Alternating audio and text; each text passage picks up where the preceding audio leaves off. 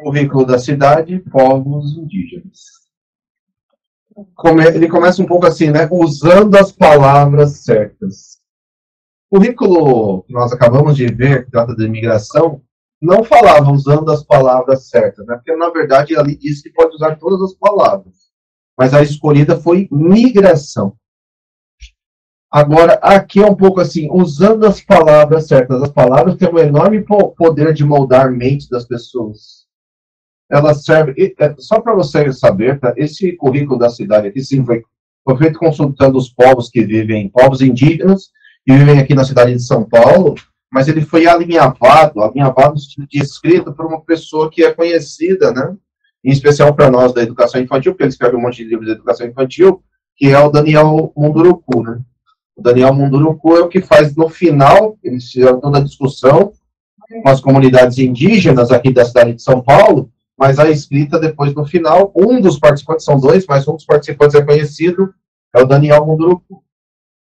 Enfim, então, as palavras têm força, as palavras servem para elevar, mas ao mesmo tempo para detonar, humilhar, desqualificar.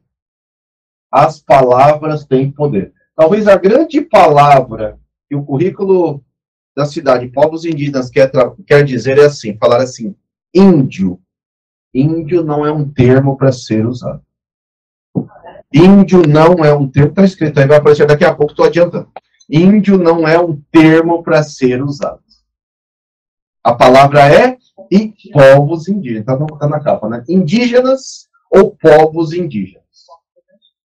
Você vê que mesmo agora, né, a FUNAI assumiu agora pela primeira vez na história uma mulher indígena agora, né, a Joênia Wapichana.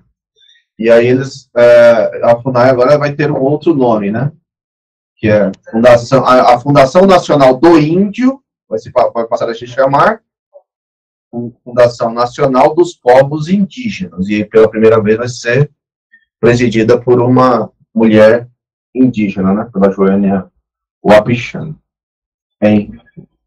Então, as palavras dizem, a palavra é o intermediário, leva as coisas à consciência, mas ele diz, a consciência pode ser educada, transformada, modificada, apreendida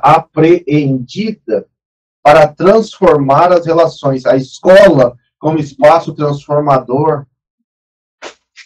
Durante muito tempo aprendemos a chamar os primeiros habitantes do Brasil de índios. Esta alcunha, índios,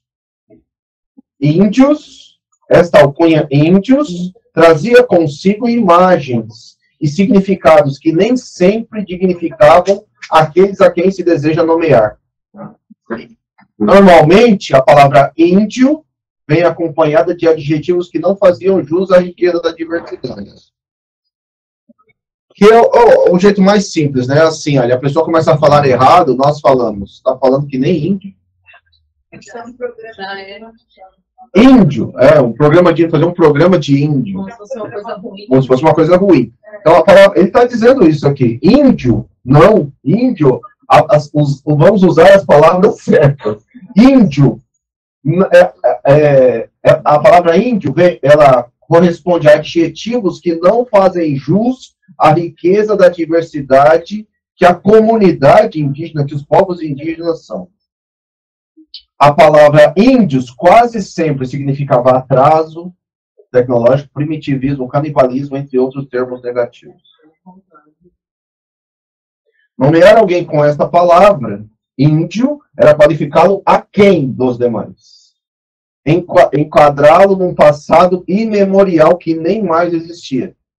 Esta ideia congelava os índios a um passado tão remoto que a vaga lembrança deles, índios, os remetia dos homens das cavernas e dos dinossauros.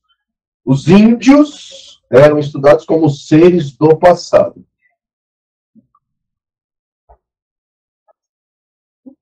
Outra coisa assim, as pessoas falam assim, ele é índio mesmo? Porque ele está usando um iPhone, ele está usando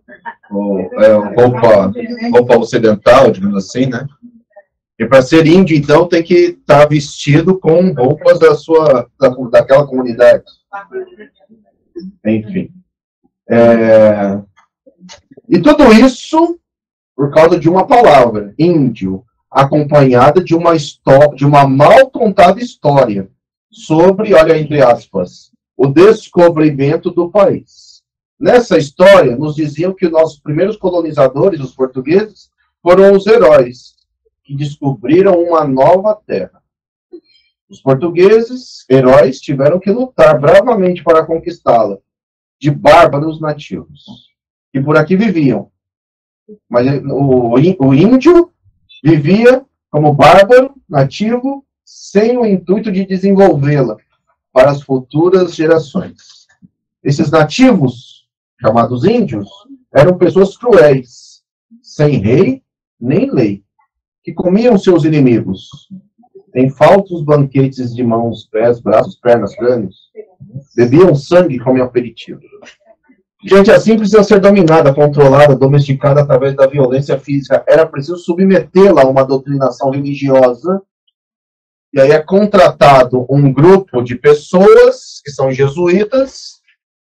É um grupo espanhol, né? Os jesuítas são espanhóis, José de Anchieta, todos eles são espanhóis. Né? São contratados para fazer aqui a civilização. Note que a discussão civilização, civilizados, é a mesma discussão, no mesmo campo, assim, utilizado pelo Silvio de Almeida, no livro que está no nosso concurso, Racismo Estrutural. No livro do Silvio de Almeida, Racismo Estrutural, ele está discutindo assim, olha, o negro é sempre visto como selvagem e não como civilizado. O negro representa o atraso e não a civilização. Aqui a discussão é a mesma.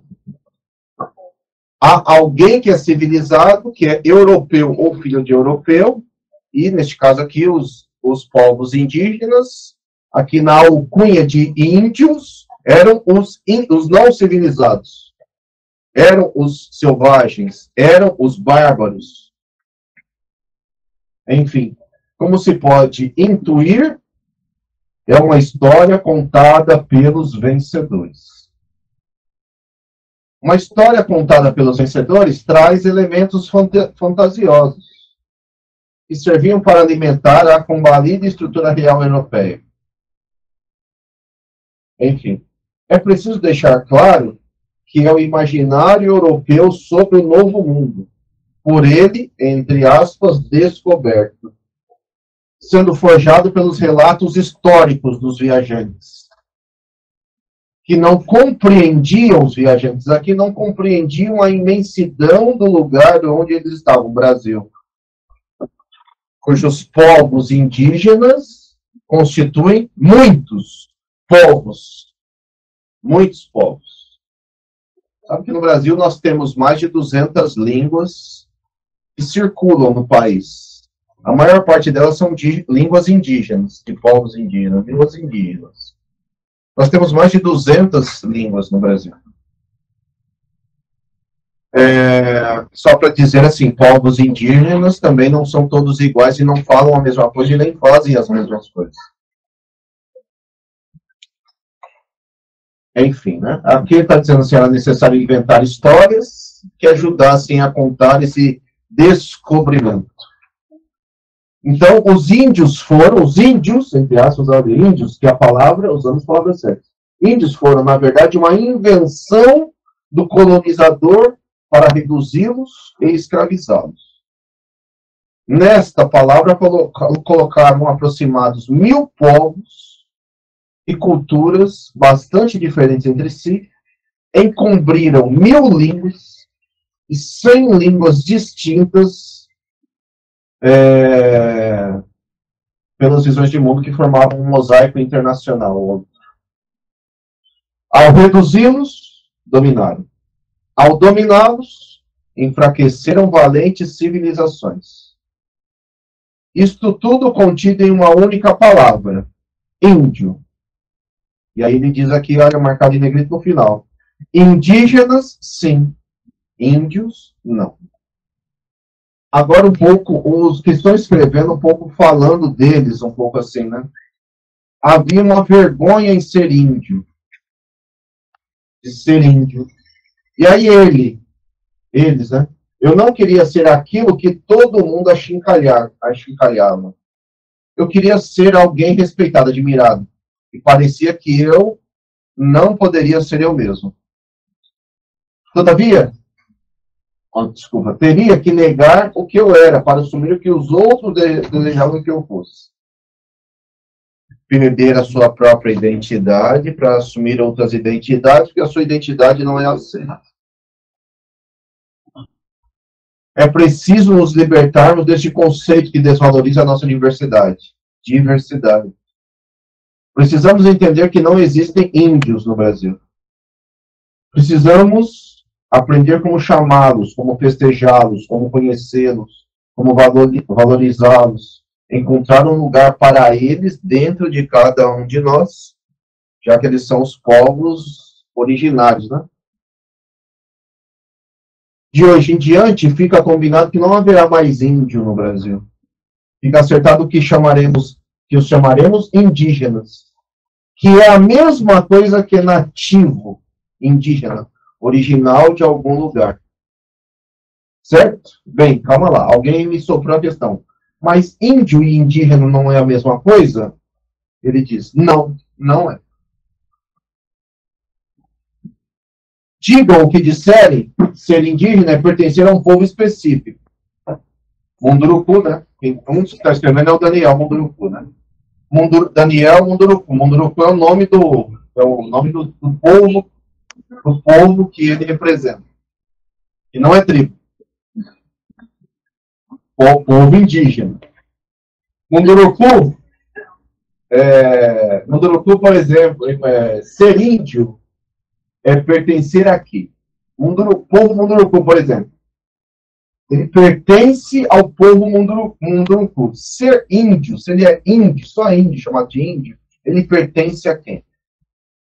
Se ele é chamado de índio, ele traz consigo os adjetivos não apreciados em qualquer ser humano.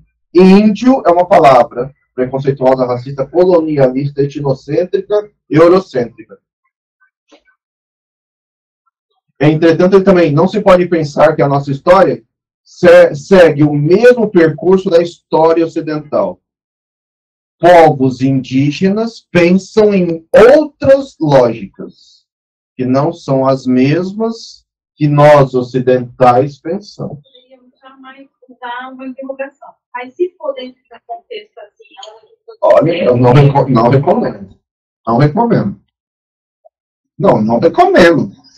Você pode fazer, você pode fazer o que você quiser, mas eu não recomendo. Mas isso aqui é um livro, né? Você vai escrever lá um texto desse tamanho assim, ó. Aqui tem 120 páginas, se não me engano.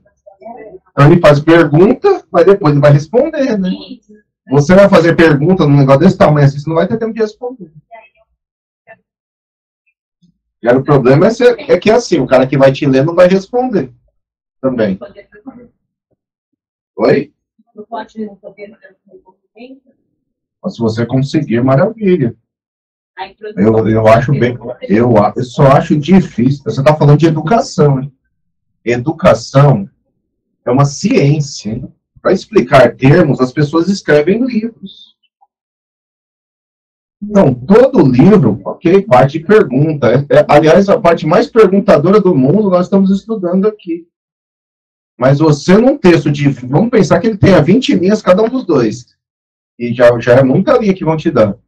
Você não conseguirá responder a uma pergunta que você fizer. Eu acho, né? Mas lá na autógrafo, cada um é livre para fazer como quiser. Eu não faria pergunta. Que, aliás, você está lá para responder uma pergunta. Vamos voltar ao professor Eugênio. Está lá perguntando, a atitude do professor Eugênio foi correta? Aí você faz mais perguntas. Será? Fica estranho, né? Não, fica estranho. Eu acho que fica. Mas eu acho que é porque você tem pouco tempo, pouco espaço para responder. Aqui ele está fazendo perguntas porque ele está escrevendo. Isso aqui é gigante, né? E ali, aqui ainda ele vai usar... Na apresentação aqui eu nem uso, né? Eu uso muito pouco, eu nem uso. mas tem imagens, tem textos, tem assim, saiba mais, tem um monte de coisinha aqui para tentar responder essas coisas aqui.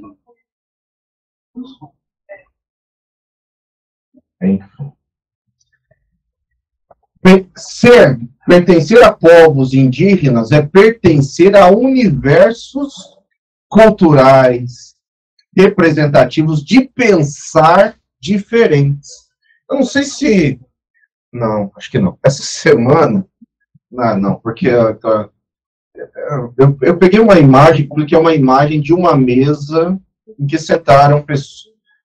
Era a mesa sobre a FUNAI, né? E aí estava tendo uma transmissão ao vivo, eu tirei uma imagem, assim, um print, e coloquei lá nos meus stories.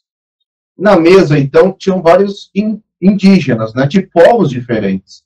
Então tinha a Sônia Guajajara, a Joênia Wapichana, e tinha o mais conhecido entre todos, né, que é o Cacique Raoni.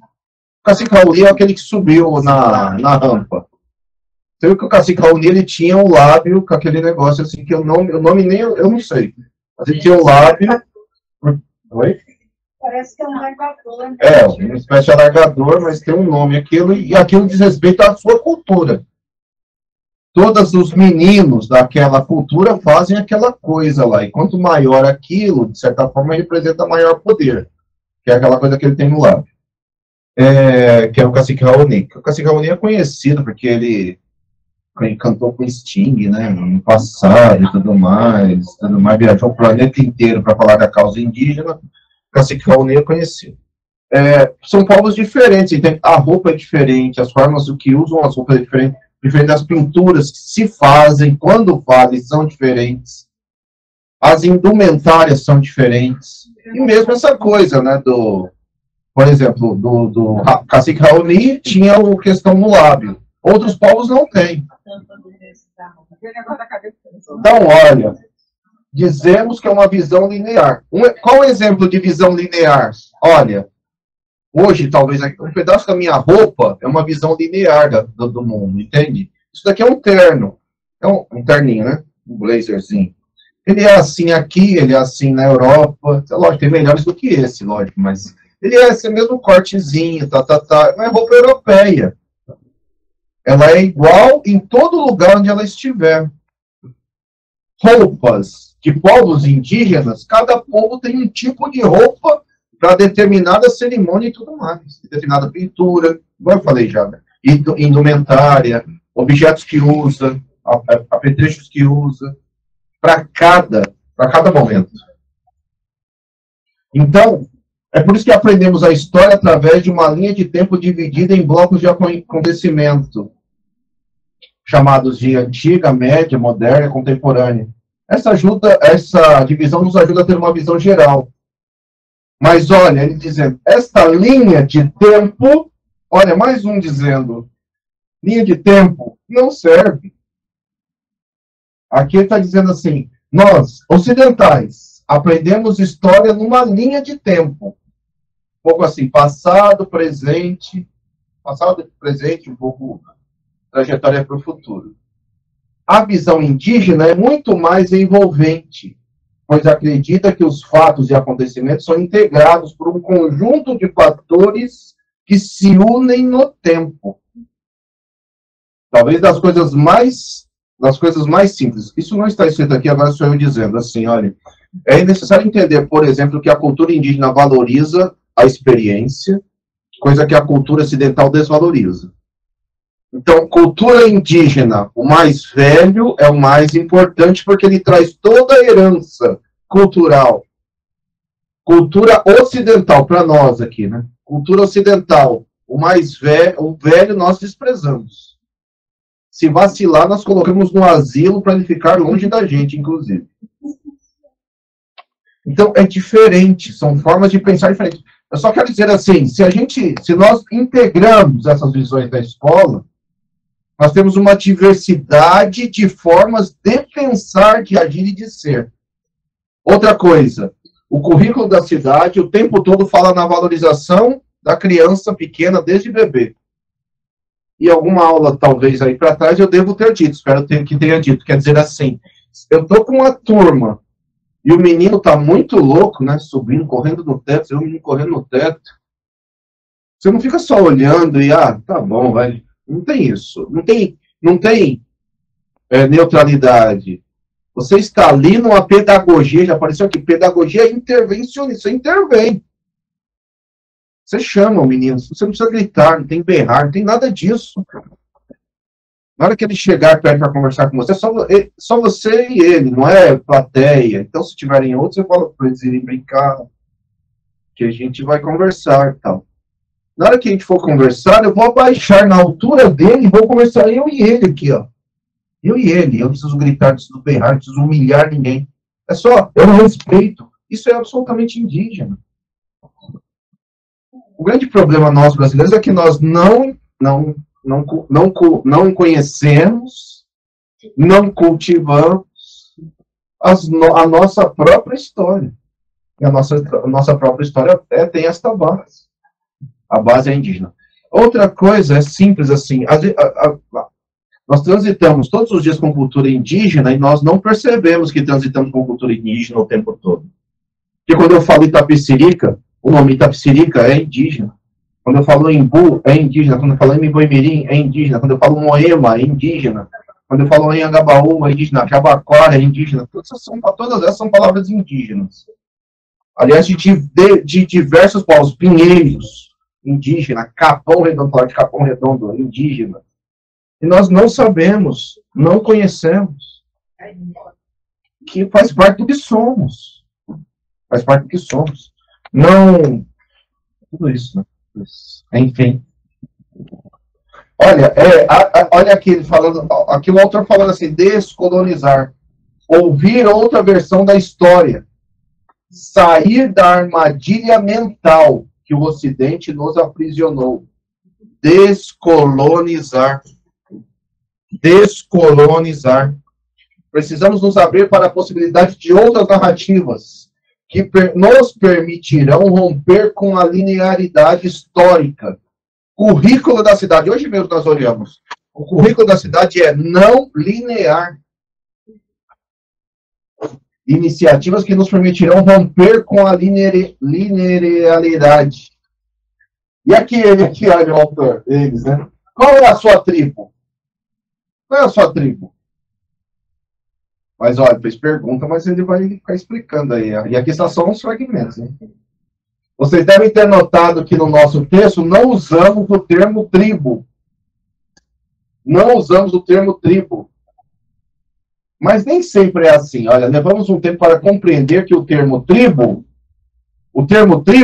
é mais uma forma colonialista de se referir a algumas culturas que eram consideradas inferiores. É um termo que reduziu a cultura de um povo a apenas uma manifestação cultural. A apenas uma manifestação cultural.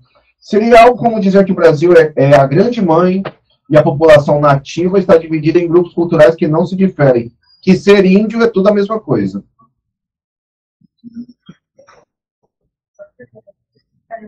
E aí ele olha dizendo, no Brasil há algumas tribos. Há no Brasil algumas tribos. Todas elas vivendo na zona urbana. E são denominadas tribos urbanas. Ele está dizendo assim, olha, tribo não é dos povos indígenas. Tribo são nossas, né? É tribo que se revela através da vestimenta, corte de cabelo, das gírias, do palavreado. É a tribo que pertence aos nossos filhos, né? Adolescente pertence à tribo. Tem a tribo do skate, tribo do GTA, tribo do funk, bonde do funk. Mas elas também não são autônomas, depende da sociedade, que caracteriza como tribos. Aí ele fala aqui assim, né, como exemplo, algumas tribos, né, emo, skatistas, skinheads, funkeiros. Sobre os povos indígenas. Quando falamos em povo, a coisa muda de figura. Um povo, além de todas as características próprias, traz consigo o fato de ser autônomo. Deste modo, podemos dizer sobre o povo autônomo Munduruku, povo autônomo Xavante, povo autônomo Carapó, Guarani, Wapixana, entre outros. Cada um deles traz consigo uma marca que os localiza no tempo e no espaço. Cada um desses povos e outros trazem a capacidade de andarem, né? Então, tem os povos do Chavante do Xingu, mas lá só no Xingu tem bem uns 20 povos diferentes, só no Xingu, no Alto Xingu.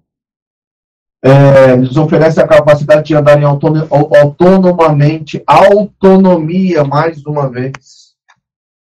Todos os povos são autônomos, independentes. Brasileiros, sim, mas brasileiros diferenciados por terem um caminho pautado numa tradição. Muitos povos, muitas línguas. No século XVI, eram mais de 900 povos que falavam algo em torno de 1.100 línguas. A população estimada passado variou entre 5 e 8 milhões de pessoas, maior que a população de Portugal na mesma ocasião. Esses povos foram sendo dizimados, violentados, mortos, inclusive por doenças, né, pela presença de doenças que os seus corpos não conheciam. Enfim, né? Aqui ainda fala assim, outras histórias, um pouco assim. Aqui fala assim, as pesquisas arqueológicas atuais falam que a nossa origem comum é de cerca de 130 mil anos atrás, e a nossa origem comum a todos os povos do mundo, é a África, né? É num crânio, é o crânio mais antigo achado até hoje, né, que é o crânio da Luzia, né, na África. Enfim, durante muitos milhares de anos, nós permanecemos na África sem nunca sair dali. Somente há 50 mil anos é que nós, seres humanos, resolvemos buscar outros recantos e se espalhar pelo resto do planeta. Ciência, né? Ciência até agora, né? Daqui a pouco muito. Então, os Munduruku, por exemplo, como eu, Daniel Munduruku, são aqui está falando assim, né? O que é cultura? Quando ela se inicia, quem faz cultura? Então, é relativamente comum trocarmos nossas questões quando se fala de povos indígenas. Afinal, este tema, povos indígenas, compreende a diversidade cultural dos povos indígenas. Os Munduruku, por exemplo, são Undegenha, que significa gente. Os Chavante, para dizer a mesma coisa, são Aue Uktabi, que significa dizer gente verdadeira. Os Bororo são Boé, que também significa gente. Assim, continuaríamos até repassarmos os mais de 305 povos. Hoje, 305 povos indígenas, e todos esses povos se auto-intitulam gente verdadeira, que é nativo, né? São pessoas que nasceram neste lugar, são oriundos deste lugar. Então, todos são gente verdadeira, mas todos, cada um dos 305 povos, apresentam 305 diferenças, manifestam a sua própria originalidade. Ser gente verdadeira não é a mesma coisa. São duas maneiras de compreender o mundo. Para os Bororo e para os... Esqueci o nome do outro. Chavante. Tal compreensão das diferenças é o que chamamos de cultura. A cultura é múltipla. Culturas são múltiplas experiências. As culturas foram tentadas serem reduzidas. E aqui eu deixei aqui o conceito de etnocentrismo, que é uma visão europeia sobre o termo cultura, que reduz cultura ao mesmo ponto. A discussão que eles estão trazendo é: o Brasil é um país intercultural, as culturas são fluidas, as culturas trazem um constante contato entre si, aprendemos umas com as outras culturas. O indígena compreende, os povos indígenas compreendem que a sua participação A grande ideia da vida é fortalecê-la para que todos os seres vivos possam usufruir das dádivas que a cultura da Terra oferece. A cultura vai além da confecção de objetos que favoreçam melhores condições de vida. Cultura é um jeito de ser, de viver. Cultura também corresponde à tecnologia, né? Inventar formas de mexer no mundo é tecnologia.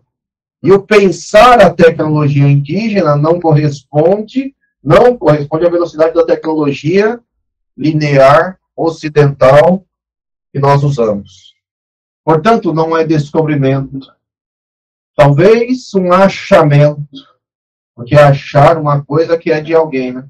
Mas é uma invasão. Talvez uma invenção, que é um pouco isso que vai discutir aqui na sequência. Discutir outras formas de ser a partir dos nossos povos originários. Discutir outras formas de ser e estar a partir dos povos originários. É necessário, olha, aqui vai repetir de novo um pouco do que já foi dito, né? E vai contar um pouco dessa história.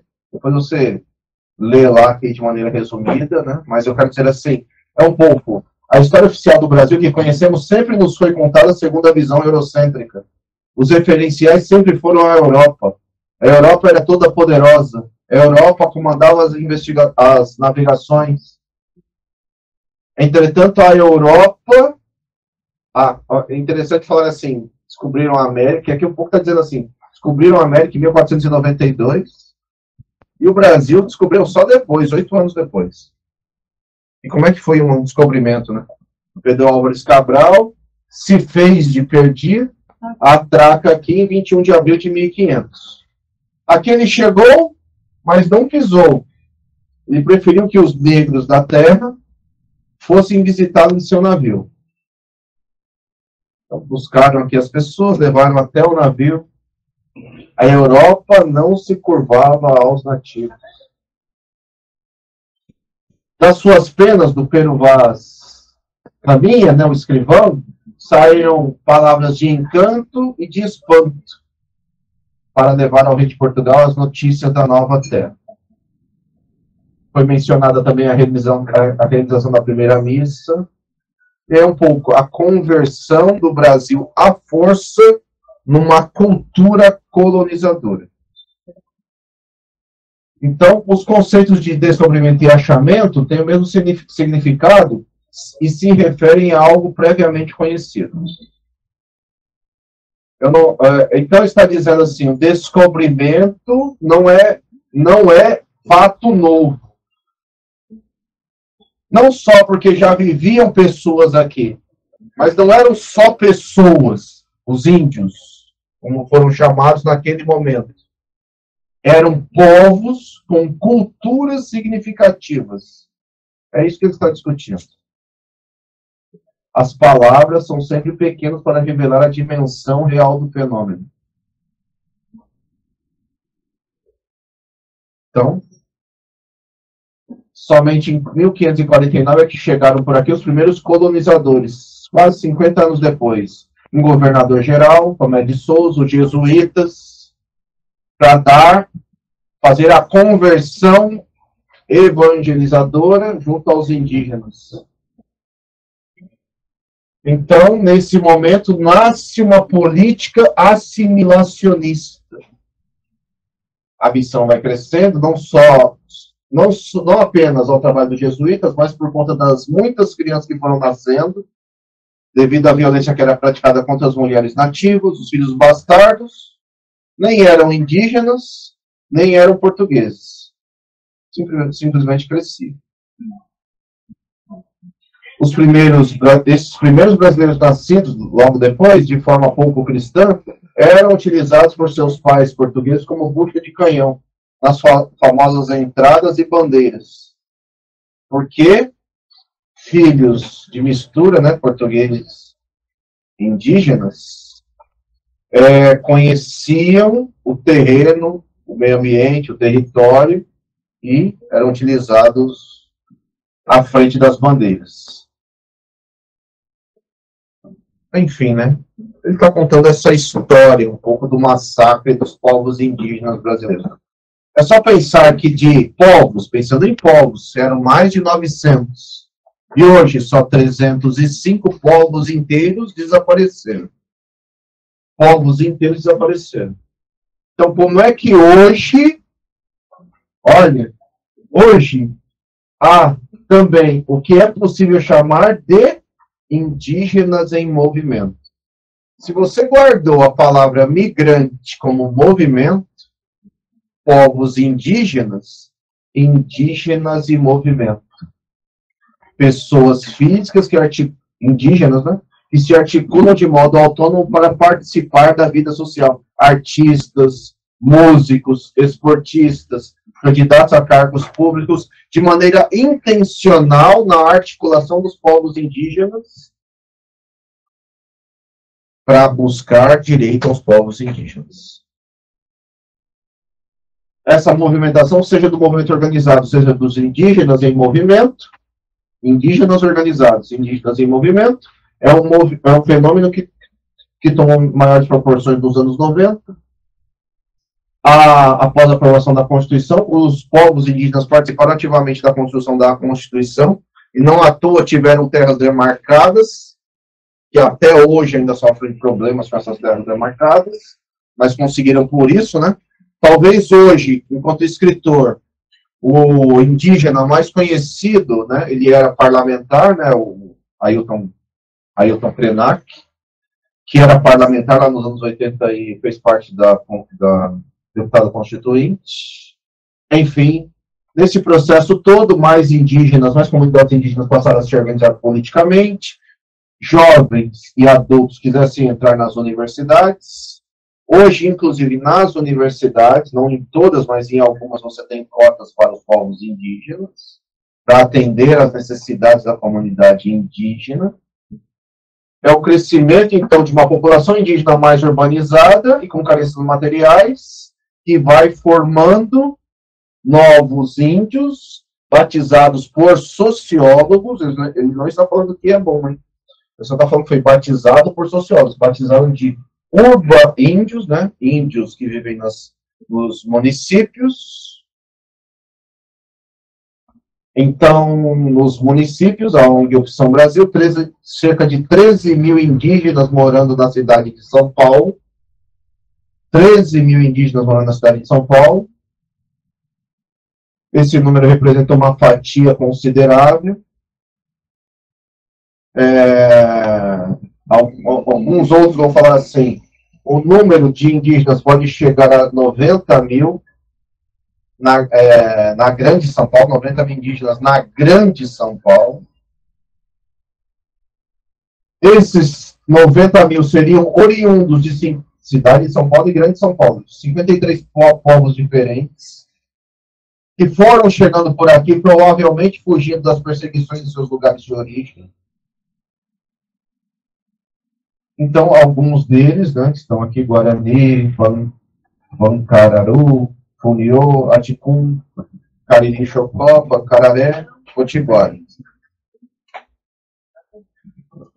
Então, vimos que os indígenas também estão em São Paulo, maior cidade do país, maior cidade da América Latina, estão resistindo apesar de muitos séculos já terem passado e a cidade ter sufocado muitas de suas expressões.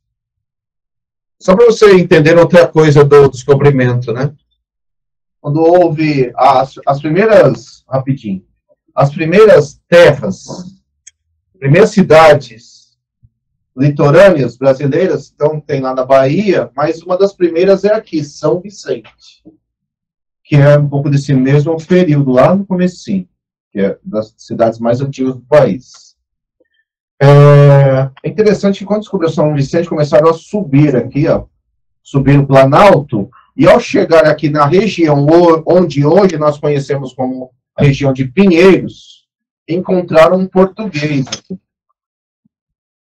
Encontraram um português aqui na região de Pinheiros, vivendo, em especial, com uma mulher indígena, né, mas com um conjunto de mulheres indígenas, né.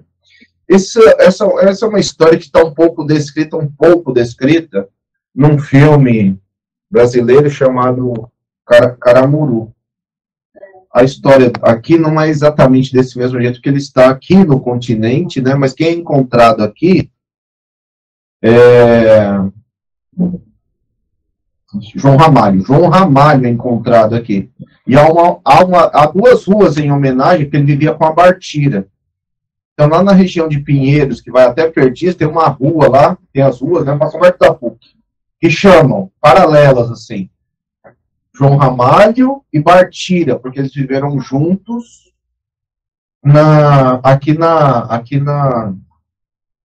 onde existia uma comunidade indígena aqui na região de Pinheiros. Quando encontraram o João Ramalho aqui, João Ramalho já estava velho.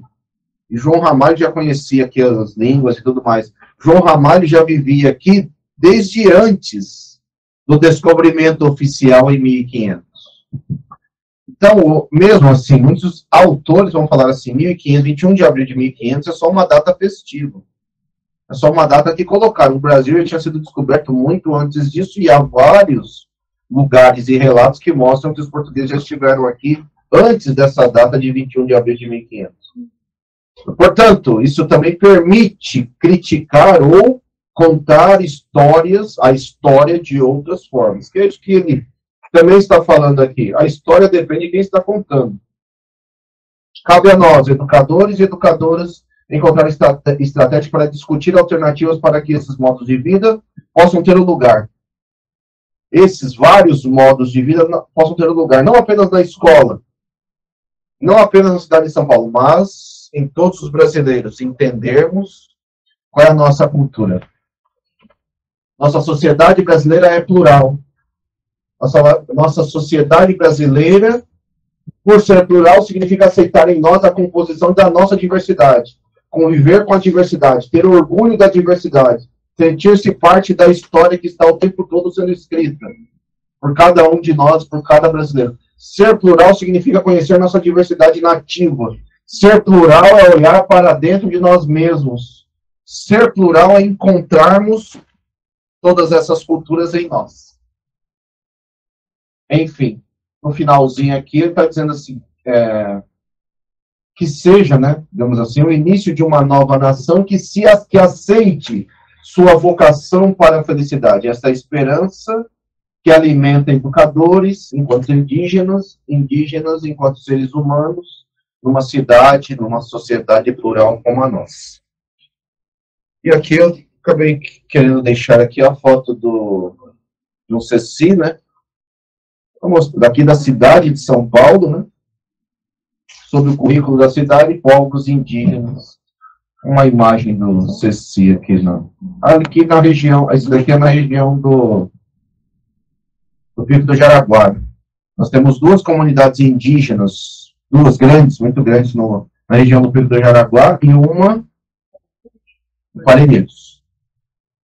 Por isso nós temos 3 CECIS dentro da cidade de São Paulo, dentro dos CECIS com escolas. Aí está a escola indígena, uma delas, né? Bonitona, né? Foi criado